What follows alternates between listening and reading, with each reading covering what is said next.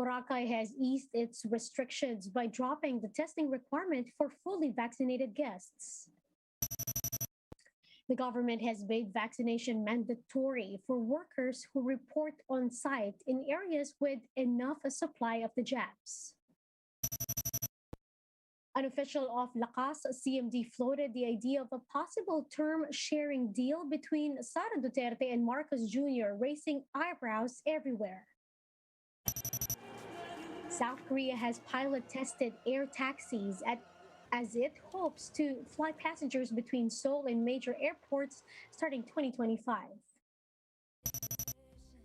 And Swifties are waxing nostalgia over social media as Taylor Swift re-released her album Red, including a 10-minute version of All Too Well.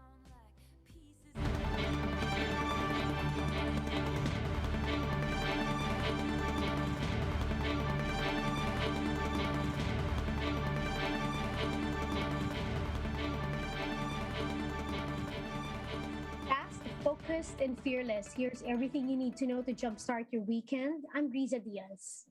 Boracay is now scrapping its RT-PCR test requirement for fully vaccinated tourists. Meanwhile, the Foreign Affairs Department is working with IATF to create a unified document to aid in traveling. Mobile journalist Pamela Vasquez gives us a front seat to the story.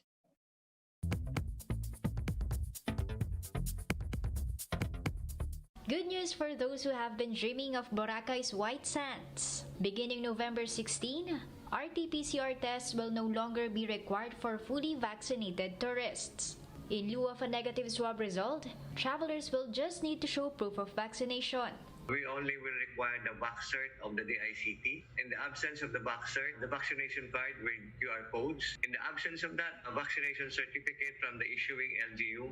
Those who have not been vaccinated can still go, but will still need to present negative swab results. All travelers will also have to submit advance hotel bookings and online declaration forms. Miraflores claims the island has already achieved herd immunity for its general population. 94% of our tourism workers is already fully vaccinated. 70% of our community is also vaccinated. And so we're now ready to open Boracay to more tourists.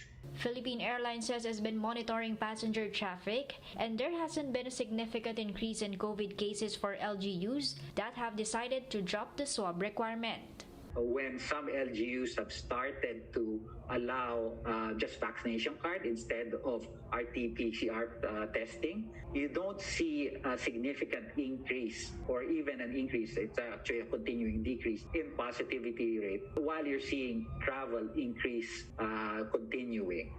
Meanwhile, the Department of Foreign Affairs says IATF members are working towards implementing a single, unified document for travel across all methods. Come up with a unified domestic travel system, it has to be aligned with the LGU requirements. In October, more than 32,000 people visited Boracay. The Malay office says the island has not recorded any COVID cases as of October 26. Mobile journalist Pamela Vasquez, We Are One News. More and more holiday destinations are expected to ease up their restrictions, with COVID cases still on a downtrend. Yesterday, the health department logged almost 1,900 new COVID-19 cases. This brings the total number of cases to 2.8 million. Of this, 29,000 are still active, but 27 duplicates were removed from the total case count, 23 of which are recoveries and one death. Meanwhile, some 170 people died of the virus overnight. The death toll is now at 45,000. The health department said 145 cases previously tagged as recoveries have been reclassified as deaths after validation. Now, total recoveries, meanwhile, are now at 2.7 million after 1,400 more survived the disease. And from the 43,500 tested, only 5.5% yielded positive results. To fast-track its vaccination program, the government will implement mandatory vaccination among on-site workers. Those who will refuse will have to pay for regular swab testing out of their own pockets. Maricel Halili with a story. The government has imposed mandatory vaccination on all on-site private and public workers starting December, at least in areas with sufficient vaccine stockpile. Pala spokesman Harry Roque said employees who would be given COVID jabs during work hours shall not be considered absent. Those who refuse vaccination would have to undergo swab test at their own expense.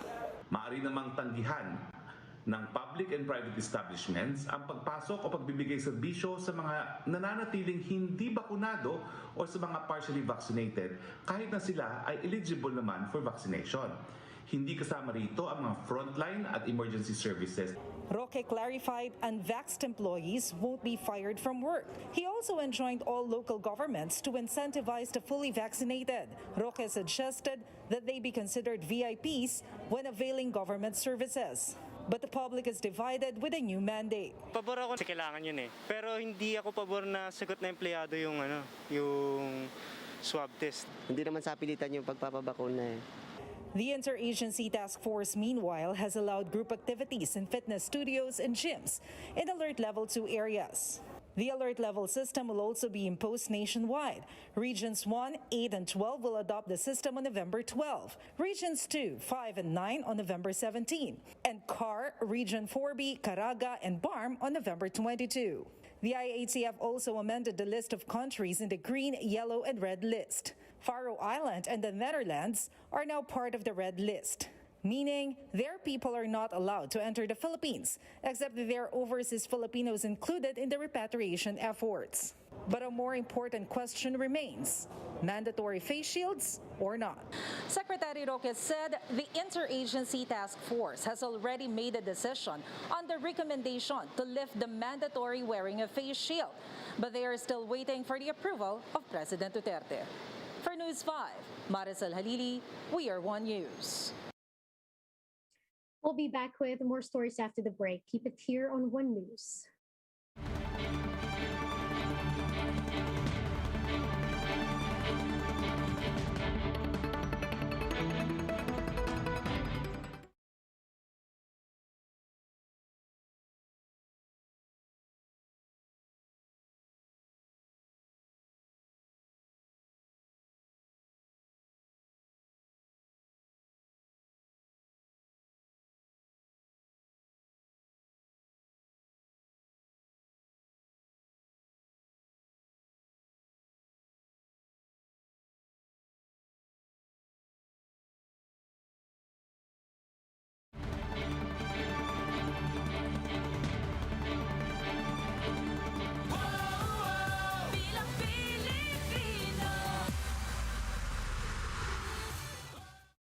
You're still watching One News Now. I'm Riza Diaz.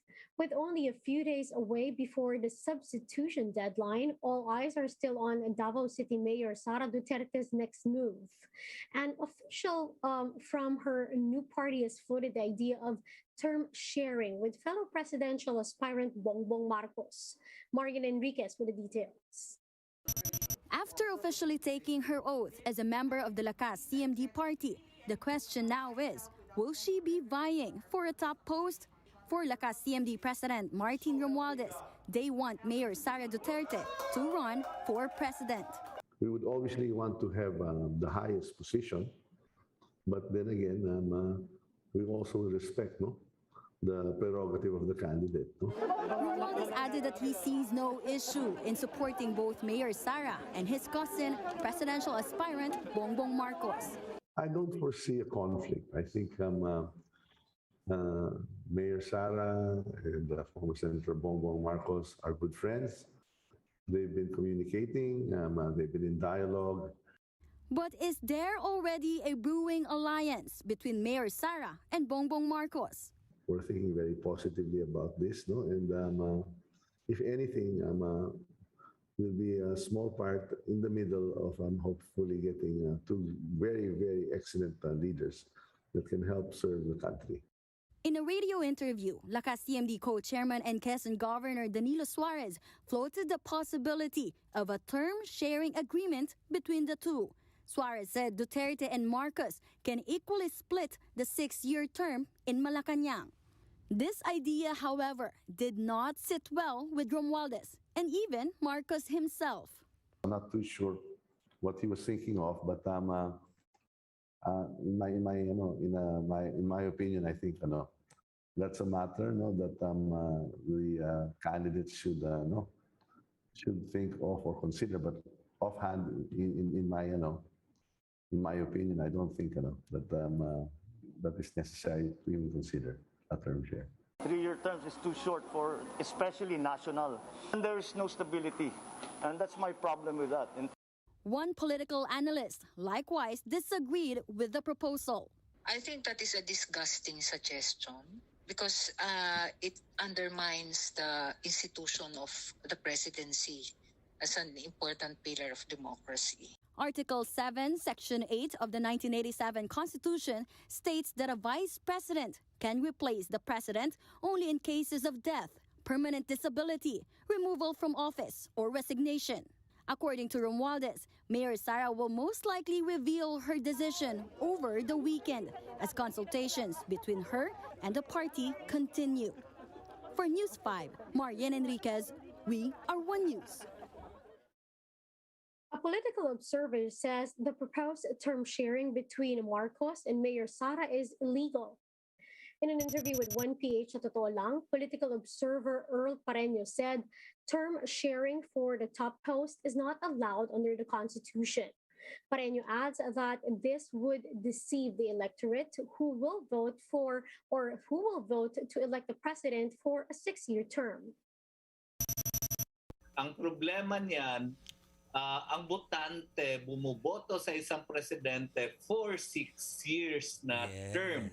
So, parang linoloko nila ang mga botante kung sila mismo ay mag-a-agree ng term sharing.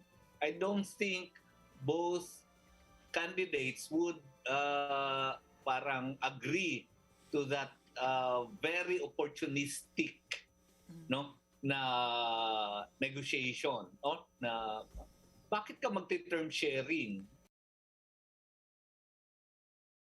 Pareño also said the country needs a serious candidate who, quote, does not play around in filing their candidacies.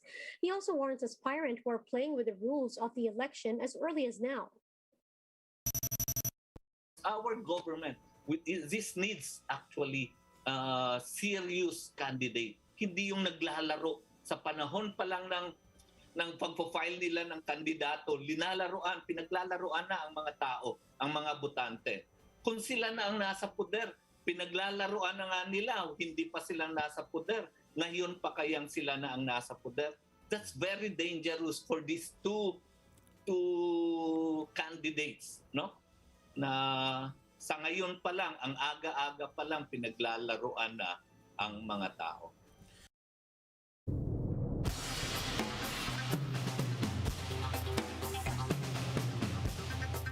Now, here are some stories from around the globe. Belarus is threatening to cut natural gas transit to the rest of Europe. This over new sanctions imposed on a Belarus migrant crisis. President Alexander Lukashenko reminded that Belarus is central to heating Europe via the Yamal gas pipeline, which carries gas across Belarus en route to Poland and Germany. The EU accused the country of mounting a hybrid attack by encouraging migrants to try and cross Poland. And air taxis have just been tested in South Korea. To demonstrate its control and power, a pilot flew a 2-seat model at an airport in Seoul. South Korea hopes to ferry passengers between Seoul and major airports via air taxi starting 2025. Now, Swifties all over the world swept with joy, nostalgia, and renewed heartbreak after Taylor Swift re-released her album Red yesterday, which included the heart-wrenching 10-minute version of All Too Well. Taylor finally unveiled the fan-awaited uncut version of the song, more gut-punching, more heartbreaking, and even more personal than the cult classical original. Now, the fans did not disappoint as the lyric video has already garnered 2.9 million views. A short film based on the song is also set to premiere at 8 in the morning today. Now, the full re-released album contains 30 songs, including songs that were previously written for Red but never made a cut in the first release of the album.